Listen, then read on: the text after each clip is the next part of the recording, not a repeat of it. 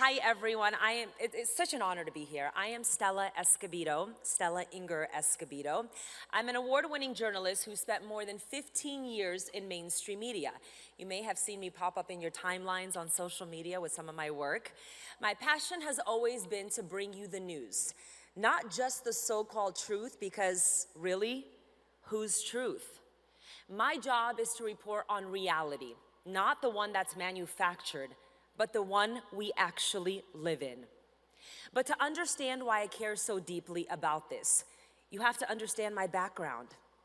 I was born under communism. I am a Soviet Jewish refugee from Uzbekistan. I was born in Tashkent. My family lived under the same hammer and sickle that the left is now trying to modernize in places like New York City. I know what it's like to come from a place where there was one main newspaper called Pravda, which means the truth in Russian.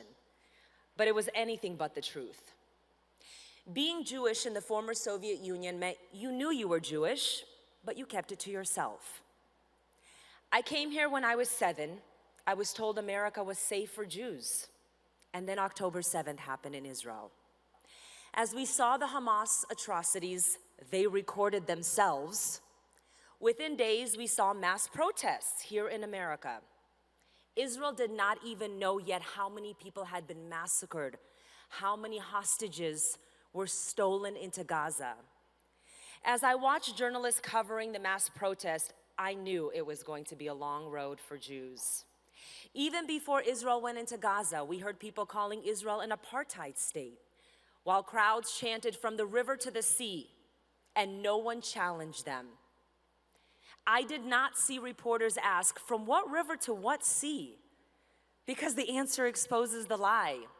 So I did what I do best. I picked up my phone, started recording videos for social media, challenging them, exposing the spin, and millions of people started listening. I have to tell you, I was very disappointed in the Associated Press, the gold standard for news. And what I'm about to say is not an attack on any individual journalist, because there are many wonderful journalists. This is bigger than them. You see, the Associated Press isn't just news. It's not just a news outlet. They are also a news source. Let me explain to you. In simple terms, what they say goes, and the rest follow. ABC, CBS, NBC. I've worked for all of the outlets. After October 7th, the AP issued a guidance to its affiliates saying Hamas will be referred to as militants rather than terrorists. But I ask you, what kind of militants massacre babies, rape women, slaughter the elderly, and steal people?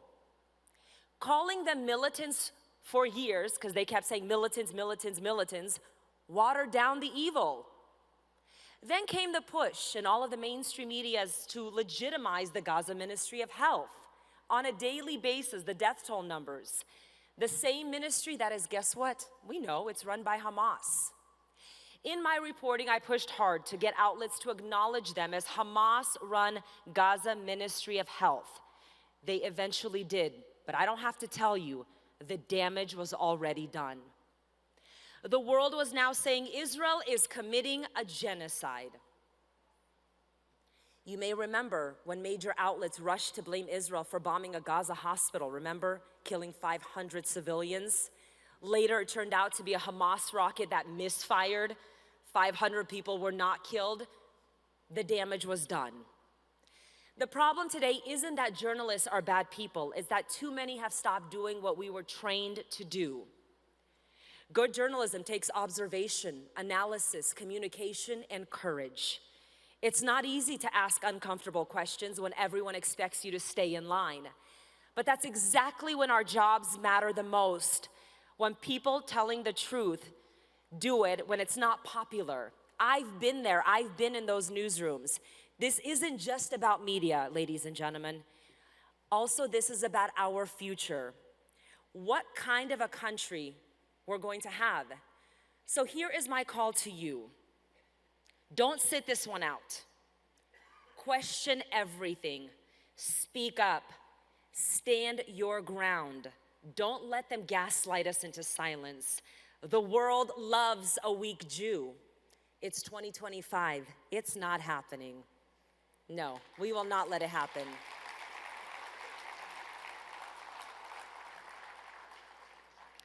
If we don't fight for what is right, there won't be anything left to defend. Let the UK, let Europe be a warning to all of us. And I promise you, as long as I have a camera, a microphone, and a voice, I'm going to keep fighting for it, because the promise of America doesn't echo on its own. Together, we'll make it impossible to ignore. Thank you so much.